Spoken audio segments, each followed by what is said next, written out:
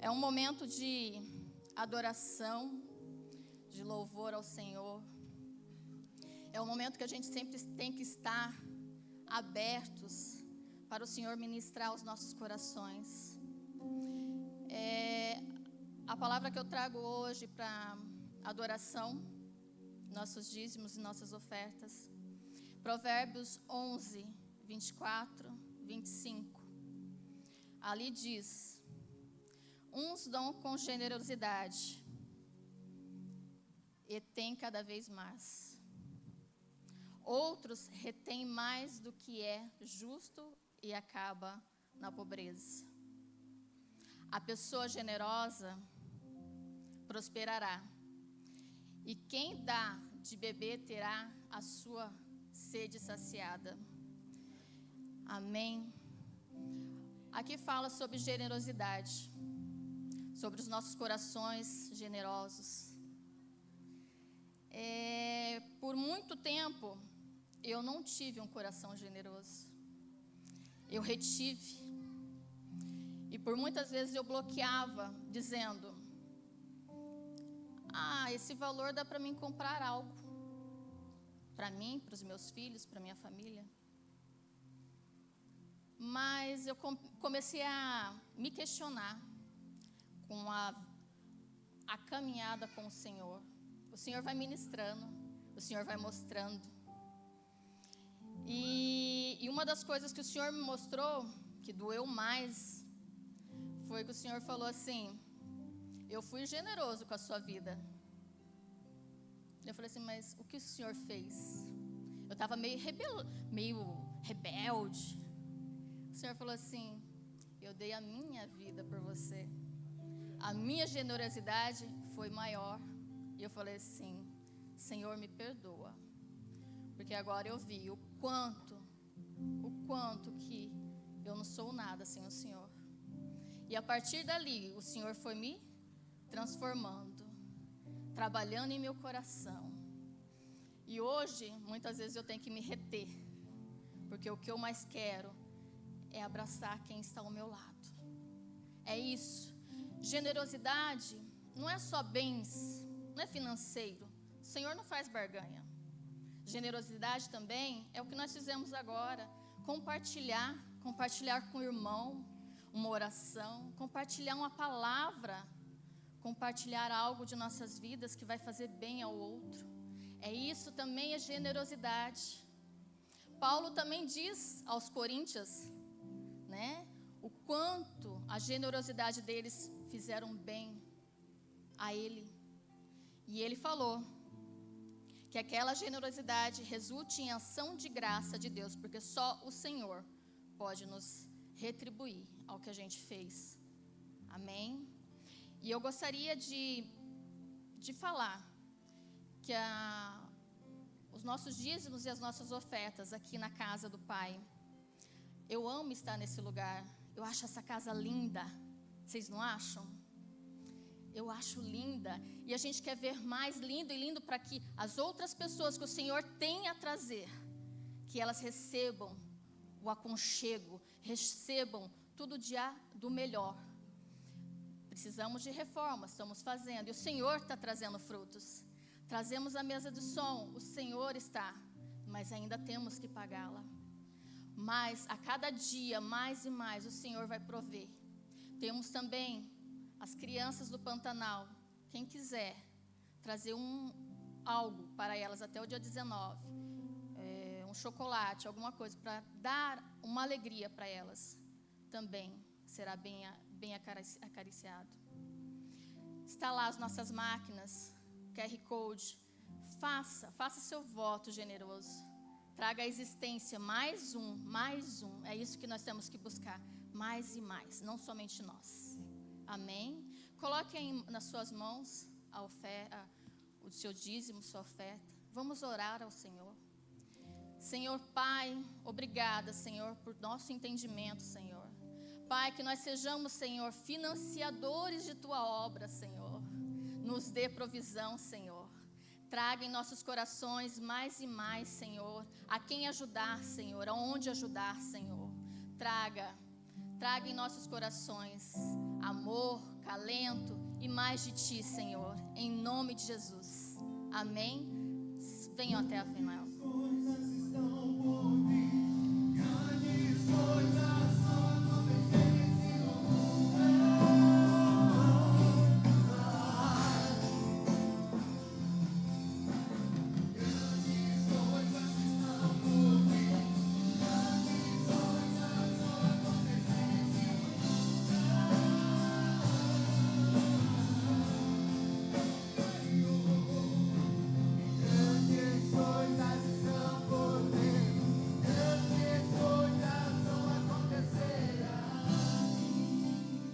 Aleluia. Aplauda o nome do Senhor. Boa noite, queridos. Paz seja convosco. Amém? Para mim, hoje é um grande dia, né? Eu não sei se é assim para vocês, mas eu creio que Deus, quando nos dá a oportunidade de nós olharmos para um horizonte, realmente nós devemos celebrar, né? Vejam que, obrigado, queridos, né? Até daqui a pouco, né? O tema hoje da nossa meditação chama-se cova, né? É algo a se pensar, né? Há muito tempo atrás, Deus tem movido ao meu espírito trabalhar sobre realidades cristãs e não a utopia apenas do Evangelho. Porque a utopia do Evangelho, o Evangelho poético, ele é muito bacana, todos nós gostamos, né? Você vai receber, você, né, não vai sofrer. Assim, o poeta cantar, para você estudar, para você analisar, a literatura poética é fantástica. Mas, mais do que nunca, a realidade ao qual toca a nossa vida é o que importa, né? No final de tudo, o que importa? Aquilo que toca a tua pele, não é assim? Aquilo que você sofre, sorri ou chora. Então, eu creio que o Evangelho literal é esse que se importa com aquilo que nós podemos sentir. Porque trazer o reino de Deus à terra é sentir nessa convivência que nós temos com os irmãos, enfim, dentro da capacidade das limitações humanas às quais nós estamos inseridos.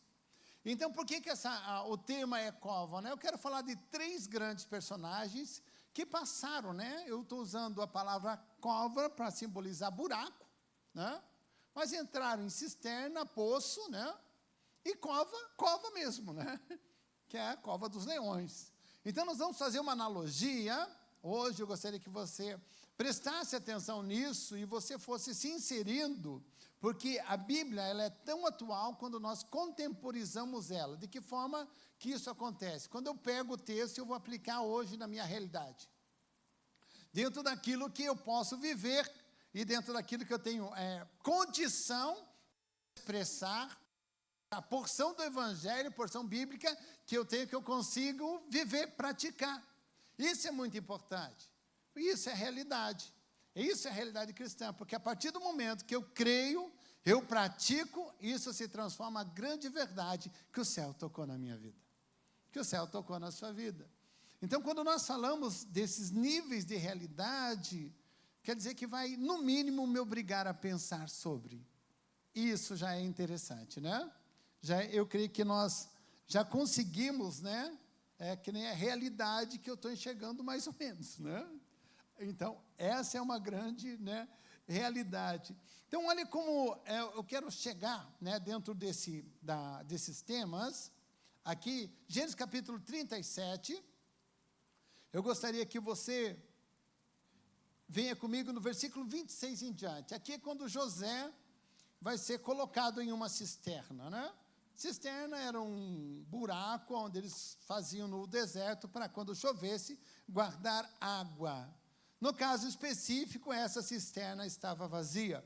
Então, a partir do aqui que nós podemos ver, né, quando eles colocaram ele no poço, versículo 22, então vem José encontrar os seus irmãos no campo, no versículo 22, eles querem matar ele, e Rúben fala assim, não.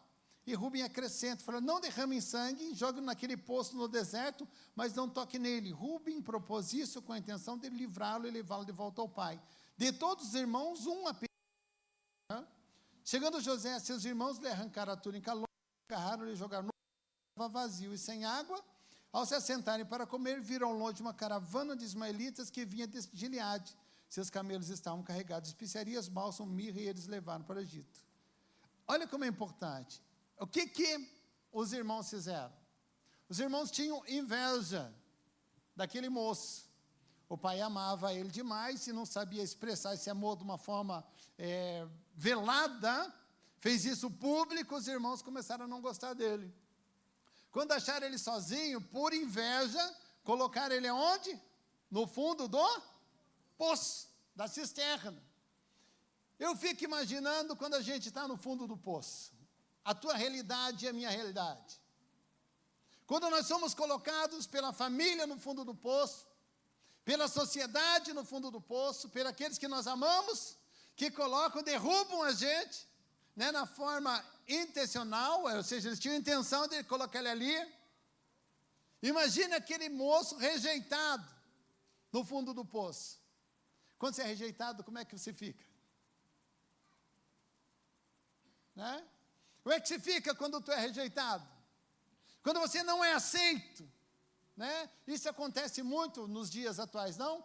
Não somos aceitos porque somos pobres, porque somos negros, porque somos baixinhos, porque somos grandes, porque somos claros. Enfim, há uma acepção e as pessoas acabam rejeitando a gente. Porque não sabemos falar, porque temos estudo, porque não temos, porque somos ricos, porque não somos ricos. E fazem essa distinção e a gente acaba sendo rejeitado dentro da sociedade. E independe de quem nós somos. E como é que você lida com essa rejeição? Você se fecha, você fica aprisionado onde te colocam as circunstâncias, a sociedade, ou seja, te coloca, você fica ali aprisionado, se remoendo, pensando em uma vingança. Esse moço estava assim, por quem devia amá-los, ele estava rejeitado, estava lá no meio da areia, e na areia tem escassez, e tem calor, e tem dificuldade, e não tem perspectiva. Mas olha que interessante, quando você chega no fundo do poço, só tem um lugar para onde você vai. A tua visão maior é a borda do poço. Você só começa a olhar para cima. Quando ele estava ali no fundo daquela cisterna, ele só tinha um jeito, ele tinha que olhar para cima e tinha que criar esperança no seu coração. Sabe, queridos, muitas vezes, nós não temos outra escolha. Não temos recursos, não temos saída, não temos ninguém por nós, e nós somos obrigados a olhar para cima. E quando nós olhamos para cima, principalmente nós que somos cristãos, nós começamos a alimentar o quê? A nossa fé. Criamos esperança naquele que pode salvar. Olha como isso é importante. Porque quando você se desabilita da tua esperança, quando você entra no teu vitimismo, ou eu entro no meu vitimismo, nós não vamos sair de lugar nenhum. Nós não vamos chegar a lugar nenhum. Seria sentença morrer naquele poço, mas a partir do momento que eu crio esperança no meu coração, que você cria esperança no teu coração, você começa a lutar as tuas forças. Ele esperava ser tirado do poço. Deus tinha um projeto com ele. Deus tinha um projeto com aquele jovem. E olha como é importante, né? O jovem é cheio de hormônio, mas também ele é aquele que é mais derrubado, né? Quando algo lhe é contrário. Você quer derrubar um jovem, não dê esperança para ele. Você quer derrubar o teu filho, corta as asas dele. Não é assim? Vocês têm essa convivência. Essa é a realidade que bate à tua porta. Essa é a realidade que você vive. Esse menino estava vivendo essa realidade. Mas vejam e lembrem-se, quando nós estamos dentro do projeto de Deus, vai ter momentos da nossa vida que nós vamos passar por esse poço. E esse poço não precisa ser tudo. Pode ser apenas uma parte da nossa vida. Às vezes a gente está bem espiritualmente, mas a nossa finança, a gente está no fundo do poço. E você precisa criar esperança que você vai sair dali. Porque daí vai vir novas ideias, você vai fomentar isso, você vai se divulgar e você vai fazer as suas orações diante de Deus, e você vai crer que Deus vai trazer aquilo que não existe ainda nas tuas mãos. Ele estava num processo, demorou alguns anos, mas ele foi retirado, ele não posou naquele poço, colocaram ele no poço, a hora que eles viram a caravana, ele falou, vamos vender ele.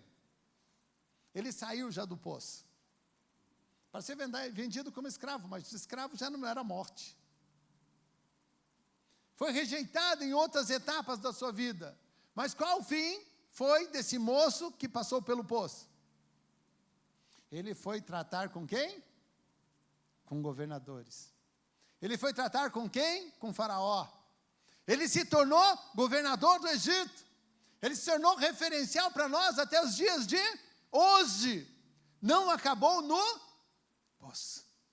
Sabe, queridos, você pode estar no poço. Você não pode morar no poço. Você não pode se acostumar com o poço. Sabe, nós que devemos criar isso, nós devemos ser, por exemplo, criar motivações intrínsecas, ou seja, viscerais de dentro de nós, que não dependam de outros, nem mesmo da tua esposa, nem mesmo do teu pastor. Tem que depender de você. Você é uma pessoa sadia espiritualmente, você tem que fomentar isso aqui dentro de você. Criar motivações para ser mais forte. Criar motivações para dar o passo seguinte. Criar motivações para quebrar os limites da idade. E é exatamente o que nós aprendemos aqui com esse moço. A sociedade rejeita, joga ele na cisterna. Mas Deus tinha um projeto com ele. Eu não sei o que tem jogado você na cisterna. E aqui nós podemos exemplificar que era a família dele que colocou ele exatamente na cisterna. E muitos que estão aqui nessa noite, eu tenho convicção plena que muitas vezes os nossos familiares nos colocam exatamente nesse ambiente de cisterna. O esposo coloca a esposa, a mãe coloca o filho, a esposa coloca o esposo, nós colocamos nossos pais, quando eles ficam de idade, a gente não vai visitar, a gente coloca eles nas cisternas, né? No abandono, ali no isolamento, que está. Se você colocou alguém na cisterna, vá atrás e tire ele da cisterna. Ele está olhando para a porta. É necessário que você tenha essa atitude. Então, aqui a família colocou ele onde? Na cisterna. Mas Deus tinha um projeto com ele. Se Deus tem um projeto contigo, você não vai morar na cisterna. Receba isso no teu espírito. Outro homem que fala muito, eu quero que você vá comigo em Jeremias capítulo 38.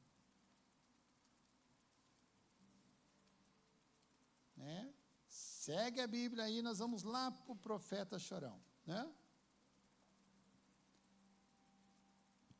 38, versículo 6.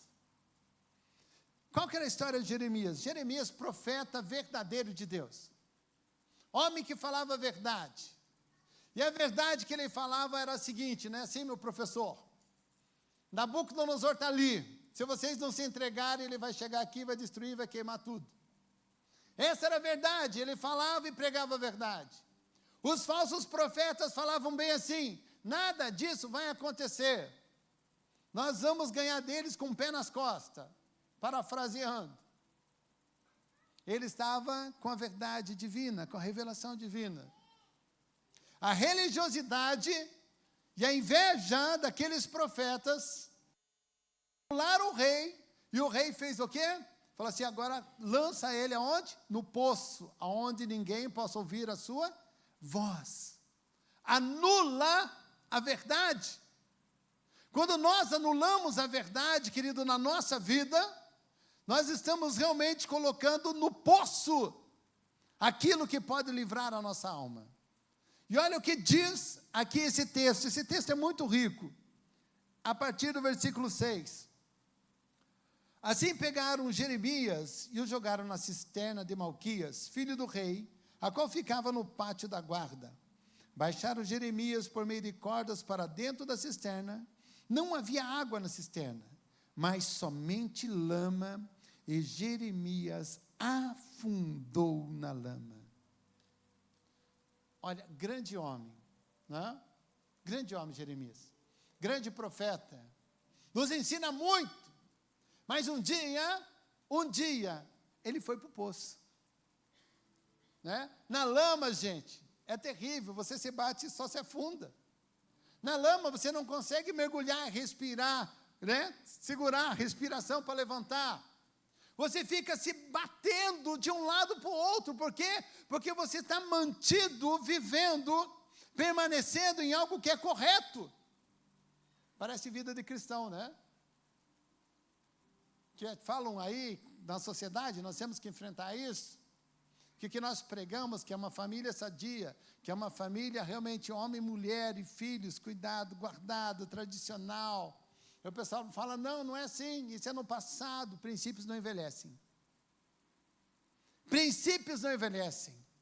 Quando nós conversamos com Deus, e Deus traz a nós a revelação através da Bíblia, através de sonhos, através de visões, através de profecia, isso não volta atrás vazio.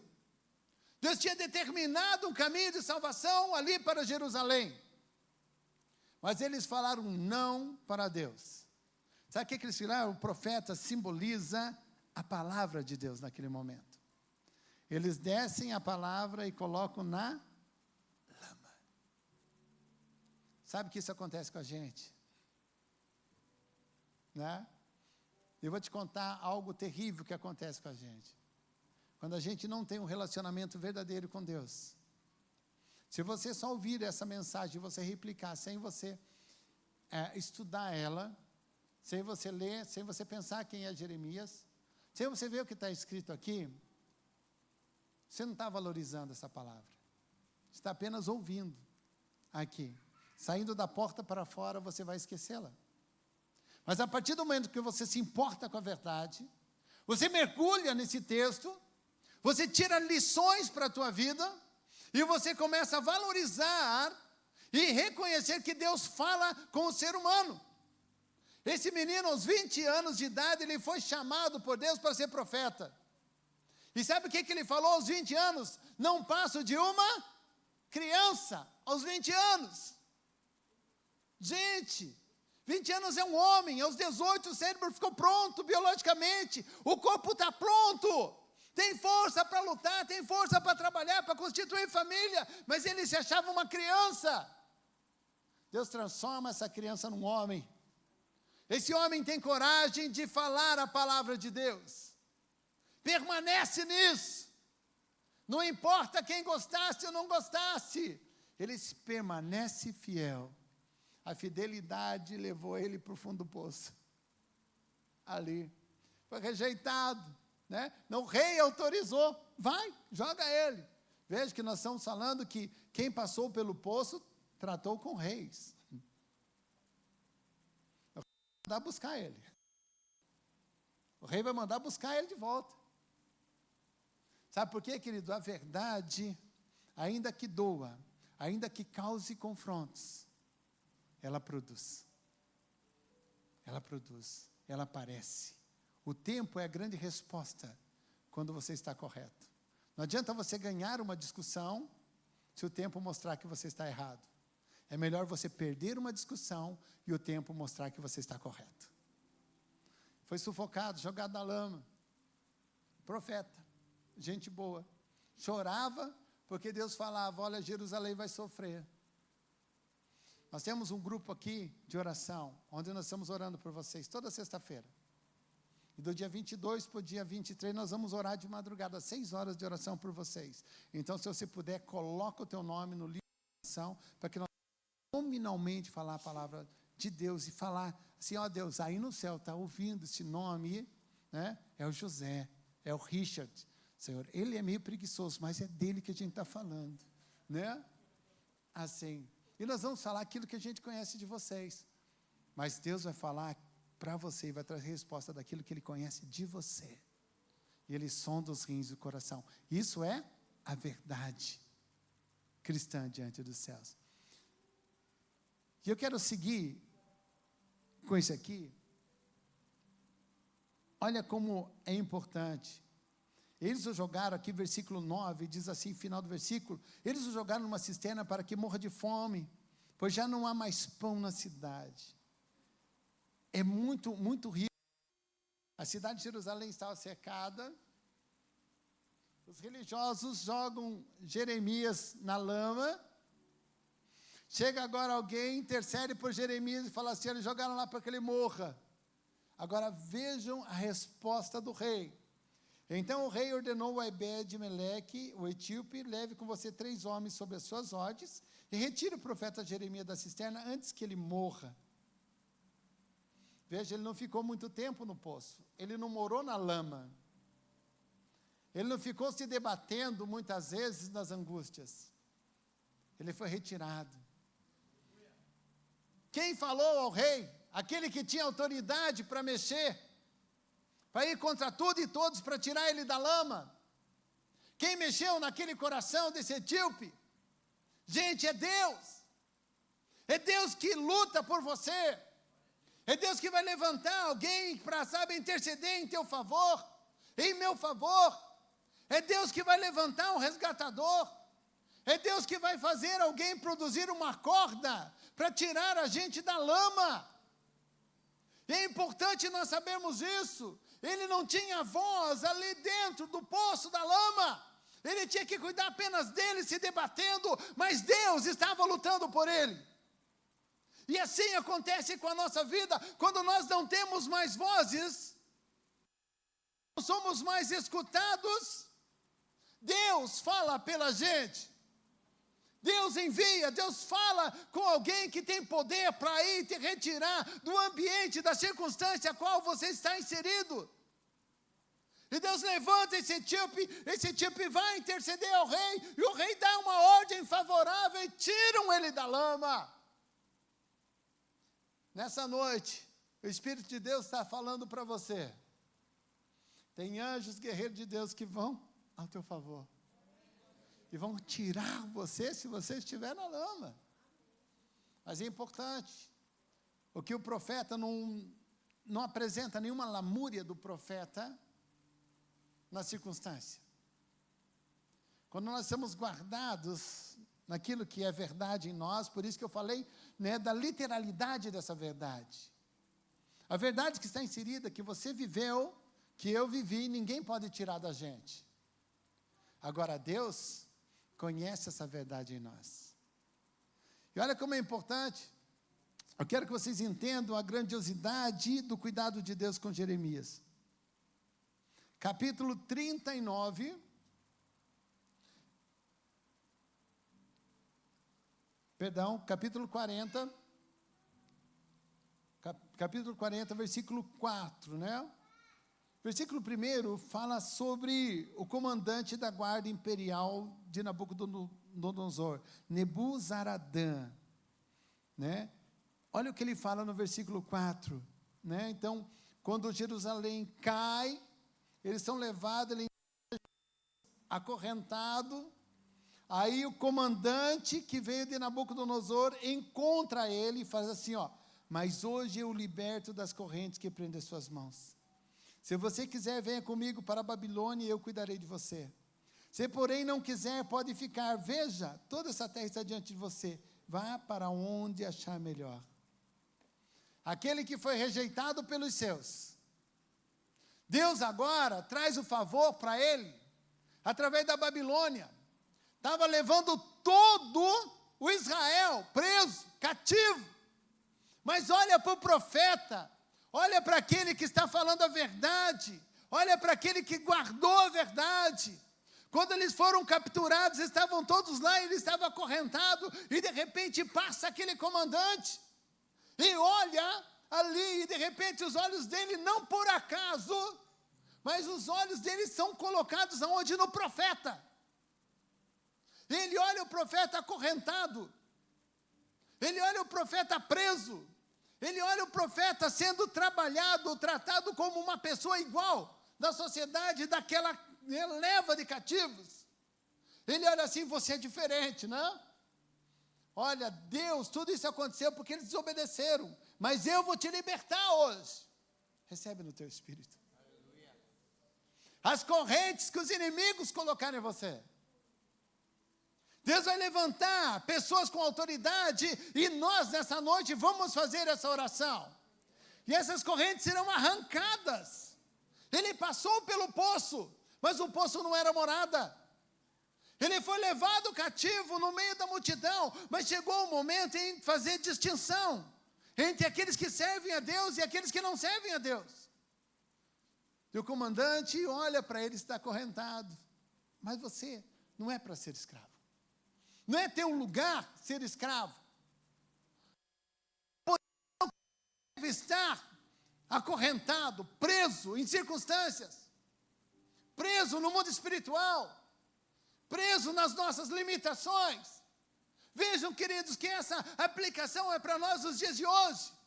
E nós colocamos e aceitamos essas correntes de uma forma tão fácil. Colocam uma corrente muito fácil na gente. E nós ficamos aprisionados. Ele estava sendo conduzido como escravo, mas chegou uma ordem divina ao comandante do inimigo. E fala assim, é hora de libertar ele. E além de libertar, o que o comandante fala? Eu vou te sustentar se você for para a Babilônia. Se você não quiser ir, olha a liberdade expressa. Escolhe para onde você quer ir. Que eu vou mandar alguém cuidar de você. É liberdade. Se Cristo nos libertar, verdadeiramente seremos livres. Livres.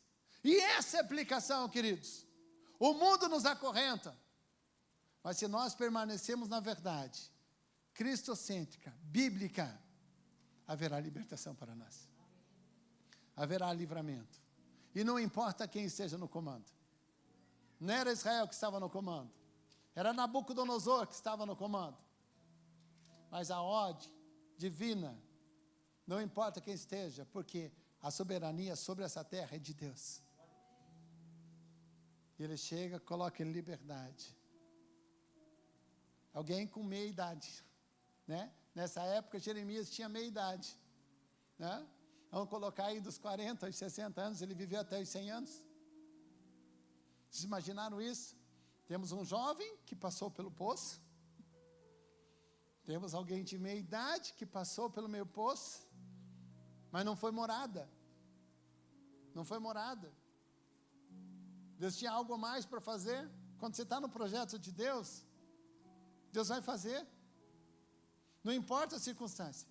Não importa, né, quem esteja no comando no mundo, se Estados Unidos, China, enfim, quem esteja comandando, né, o fator comercial global, não importa. Não importa as guerras que estejam sendo travadas. Importa o olhar de Deus em tua direção e em minha direção. Agora nós vamos pegar alguém mais velho, né? Vem comigo, vamos achar Daniel, né? Daniel é alguém com mais idade. Para nós não pensarmos, né? Daniel capítulo 6, que Deus age apenas em uma idade, né? Acho que a grande didática divina é que Deus amou o mundo diferente das idades, né? É algo extraordinário que Deus faz, né? Capítulo 6, versículo 16, diz assim: então o rei deu ordens e eles trouxeram a Daniel e o jogaram na cova dos leões. O rei, porém, disse a Daniel que o seu Deus, a quem você serve continuamente, o livre. Olha que importante aqui. Daniel era alguém totalmente bem-sucedido. Nós temos José, que não tinha nada, tinha túnica, tiraram dele, passou no poço. Temos o profeta, né, que vivia pela fé, foi para a lama. E agora nós temos Daniel, que passou por 3 impérios.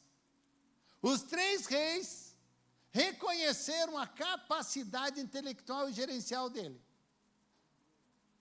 Eles não reconheceram apenas o poder de Deus nele, mas a capacidade que ele tinha de administrar todas as províncias, todos os reinados, a capacidade que ele tinha nisso. Sabe, querido, como é bom quando a sociedade reconhecer a tua capacidade. Quando você está arraigado, ele tinha uma prática, ele orava 3 vezes ao dia. E talvez essa capacidade ela fosse aumentada, porque ele colocasse os assuntos do dia e falasse: Deus, me ajuda aqui nessa decisão, né? Ele olhava e pregava e orando sempre em direção a Jerusalém. Ele tinha construído essa casa e isso fazia menção, porque era de Jerusalém que vinha a bênção e era a orientação que orasse em direção a Jerusalém, da onde os judeus estivessem. E ele, tanto na Babilônia, né, como também aqui no Império Medo-Persa, ele continua com essa prática.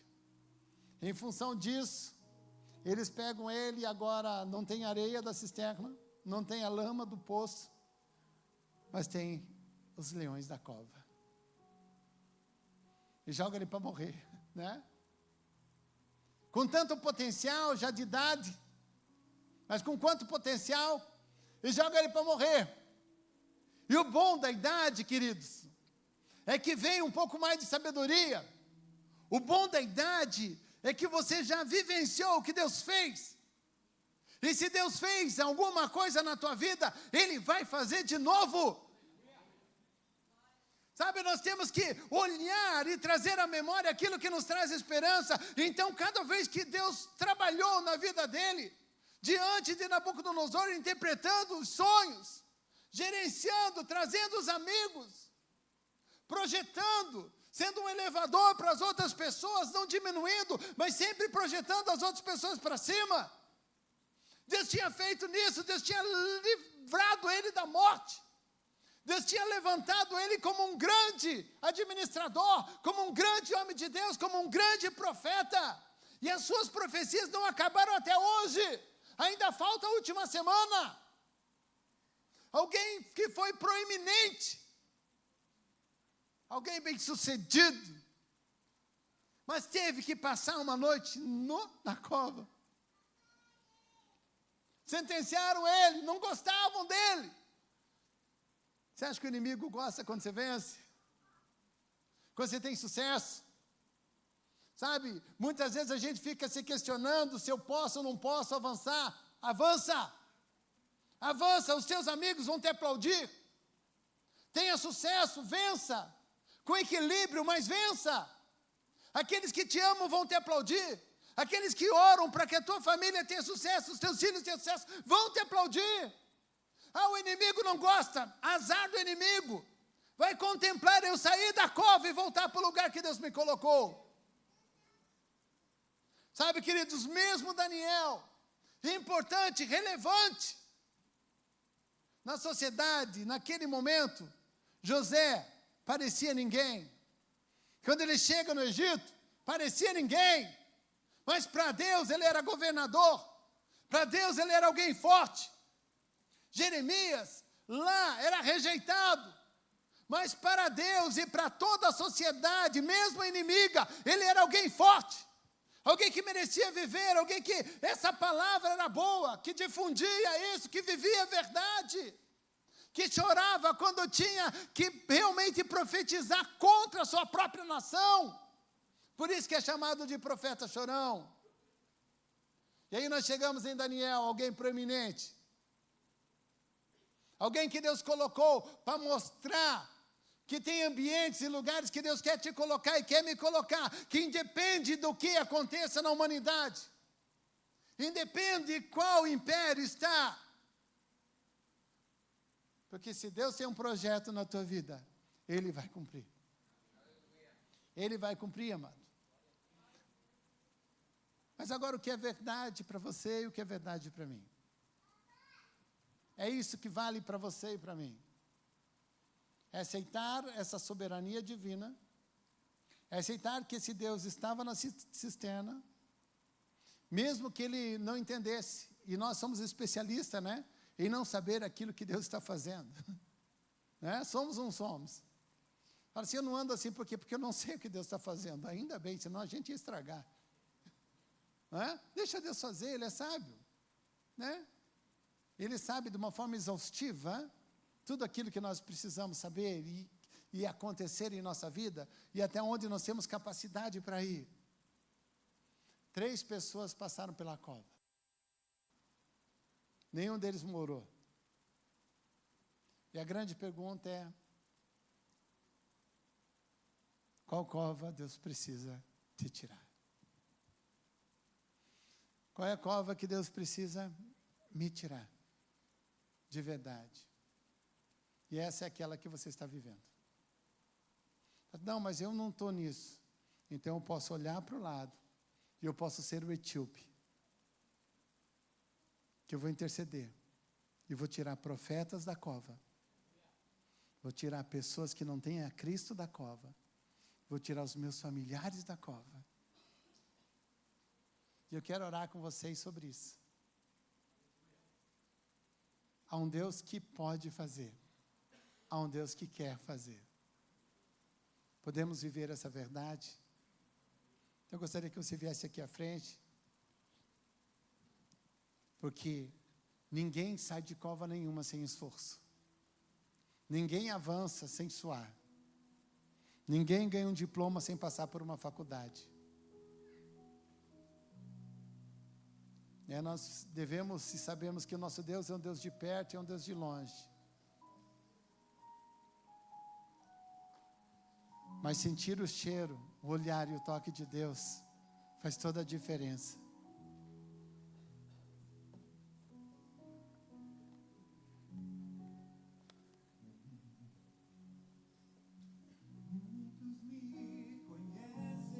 Adore, querido. Aleluia.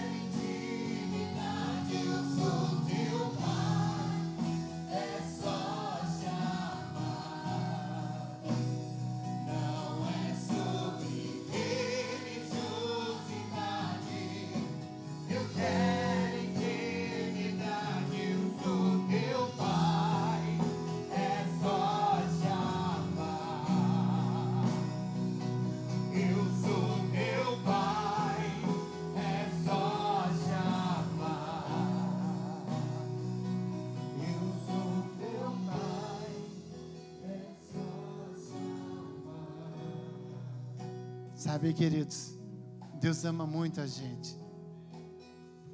Deus tem muito para fazer em cada um de nós. Tem ambientes que nós não devemos morar.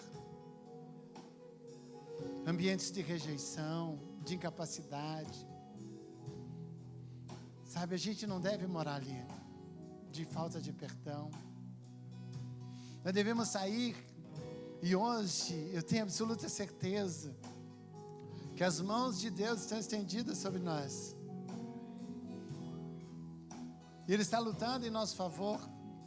A Bíblia nos ensina que até hoje, Jesus está à direita de Deus Pai, intercedendo, pedindo por você e por mim. Nesse instante Ele está pedindo por nós. Então é hora de nós olharmos para a boca do poço, para o autor e consumador da nossa fé.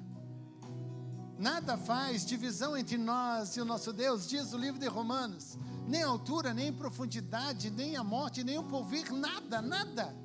Então Ele se faz presente aqui. Então eu quero que você coloque a mão no teu coração. A oração inteligente é quando você coloca diante de Deus aquilo que é realidade dentro de você. Essa tua dificuldade que você está vivendo, essa dor que está te consumindo, e você pede: Deus, tira, porque Jeová Rafa, aquele que sara, e o poder da cruz do Calvário, que vai entrar agora em nome de Jesus, conquistado por Jesus, vai tirar essa dor, vai tirar essa enfermidade. Pai, em nome de Jesus Cristo, eu peço, Senhor, que o Senhor possa vir, Senhor Deus, agora, Senhor Deus, nessa noite, em nome de Jesus Cristo, Senhor Deus, tocando, Senhor Deus, agora em cada vida, Senhor Deus, retirando, ó Deus, em nome de Jesus, Pai, Senhor Deus, dos poços, Senhor Deus, que a vida, Senhor Deus, propôs para nós e nós entramos nela. Senhor Deus, em nome de Jesus Cristo, Pai, começa a restaurar, Senhor Deus, agora, Senhor Deus, caminhos planos, ó Deus, em nome de Jesus, onde, Senhor Deus, havia a cova, onde estavam morando na cova, aprisionados, Senhor Deus, em nome de Jesus, acorrentados, Senhor Deus, por circunstâncias que Satanás colocou. Senhor Deus, em nome de Jesus Cristo, eu estou quebrando essas cadeias agora, na autoridade que há no nome de Jesus Cristo, determinando liberdade, porque é Cristo quem nos liberta, Senhor Deus, em nome de Jesus, que a tua boa mão, Senhor Deus, possa estar tocando agora, venha, ó Pai querido, em nome de Jesus, restaurando, Senhor Deus, em nome de Jesus Cristo, ambientes, ó Pai, assim quando houve o louvor, as cadeias quebraram, Senhor Deus, em nome de Jesus, Senhor Deus, rompeu-se no livro, capítulo 16, Senhor Deus, em nome de Jesus, os apóstolos foram libertos das suas cadeias. Senhor Deus, que assim seja, ó Pai querido, em nome de Jesus, que toda a cadeia do inferno caia por terra em nome de Jesus Cristo, e que venha a tua liberdade, para que haja, Senhor Deus, em nome de Jesus, essa declaração profética: se Cristo nos libertar, verdadeiramente seremos livres. Senhor Deus, em nome de Jesus, rompe, Pai, rompe no mundo espiritual. Senhor Deus, envia anjos de guerra agora, Senhor Deus, quebrando todo o sofisma, quebrando todo o trabalho feito na cachoeira, Senhor Deus, em nome de Jesus, todo engodo do inferno caia por terra em nome de Jesus. Nós declaramos saúde dos céus, olhos, Senhor Deus, em nome de Jesus, aonde a ferida, em nome de Jesus Cristo, em nome de Jesus, nós intercedemos e nós abrimos os céus agora na autoridade do nome de Jesus. Os céus tocam a terra nessa noite, em nome de Jesus Cristo, em nome de Jesus, aleluia.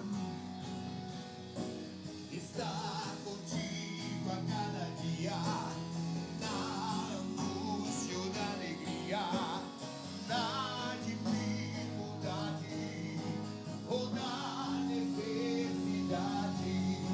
Não quero algo de momento, eu quero relacionamento com profundidade, na intimidade. Se precisar, é só chamar. Não preciso de formalidade, eu quero intimidade, eu sou teu pai, é só chamar.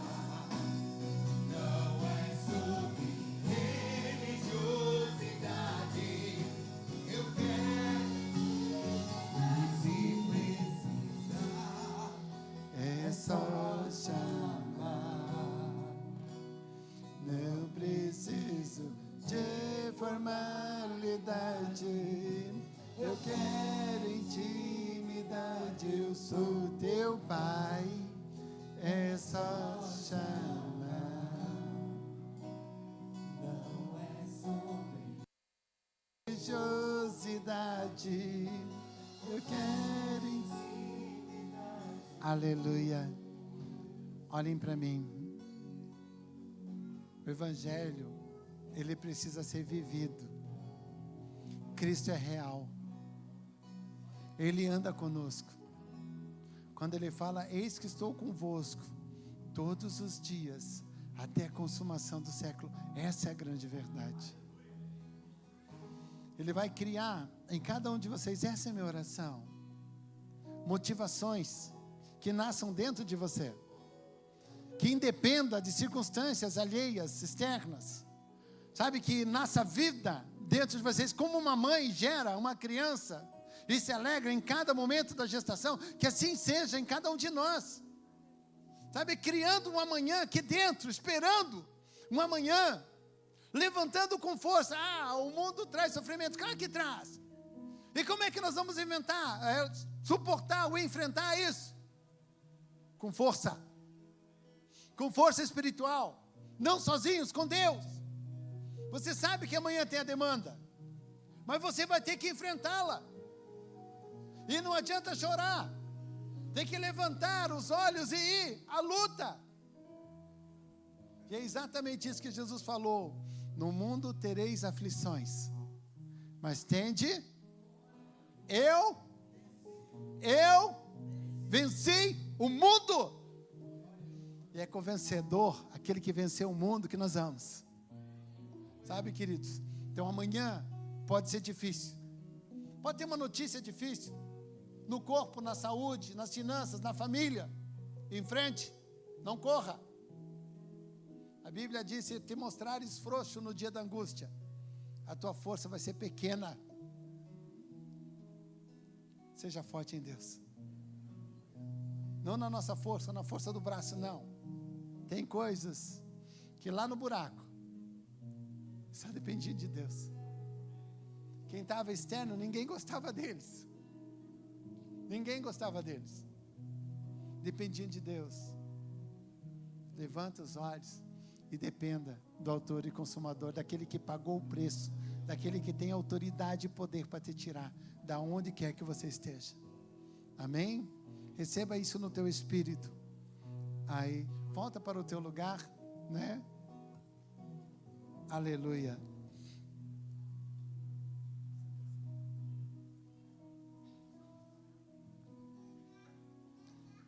Glória a Deus. Eu não sei se todos vocês pegaram a Santa Ceia, né? Mas se não pegaram, né? Por favor, só levanta a mão, fazendo a favor. Quem não pegou a Santa Ceia, por favor, só levanta a mão. Vai chegar a diaconia até vocês e vai servir a vocês.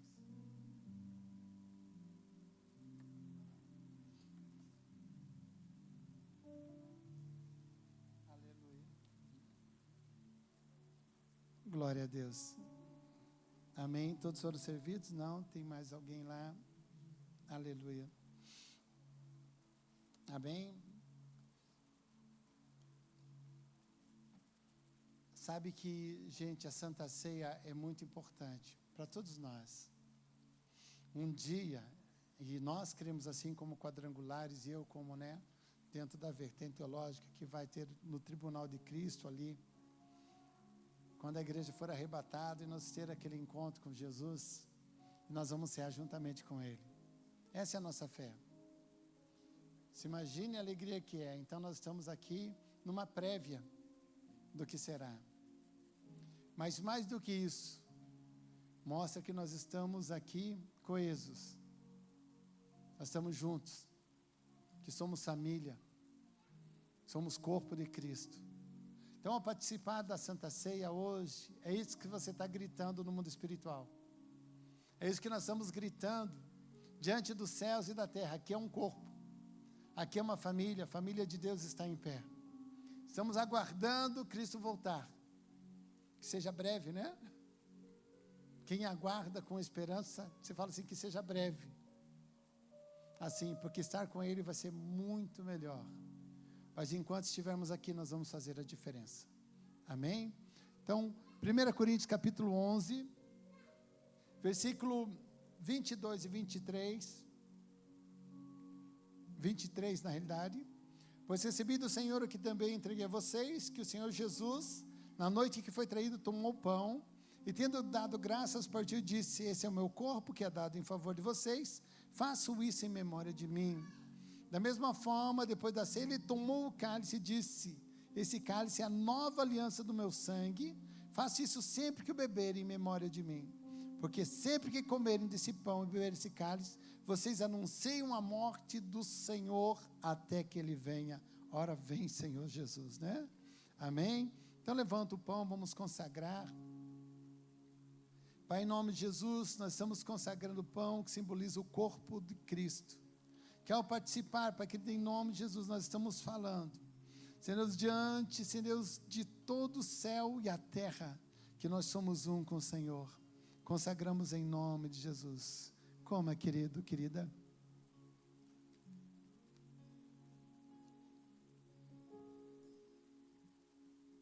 Da mesma forma, levante o cálice. O cálice simboliza o sangue que nos purifica de todo o pecado.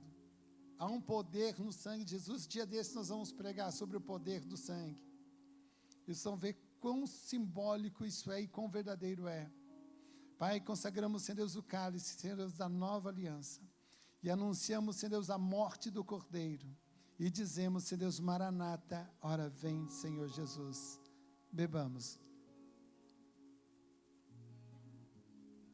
Se você tiver condição, dobre os teus joelhos. Agradece a Deus que peleja por você. Declare ao Senhor que Ele é o Senhor da tua vida. Te louvamos, Pai, em nome de Jesus. Tu és o autor da nossa vida. Tu és o Senhor da nossa existência. Te damos graça, ó Pai, pela família. Te damos graça, ó Deus, pelo corpo de Cristo, Senhor Deus, no meio da humanidade. Te louvamos, ó Deus, em nome de Jesus. E declaramos como nosso único e suficiente Salvador. Em nome de Jesus.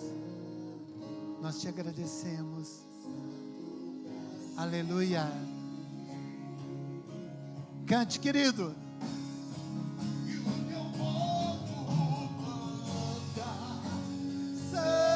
Santo, sim ao Rei dos Reis. Santo, tu sempre serás.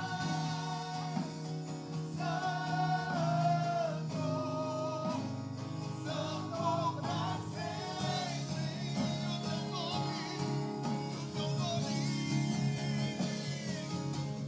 teu nome é mais alto, teu nome é maior, teu nome é sobre todos. Os tronos e domínios, governos e poderes, teu nome é sobre todos, e os anjos clamam, Santo, toda a criação, Santo,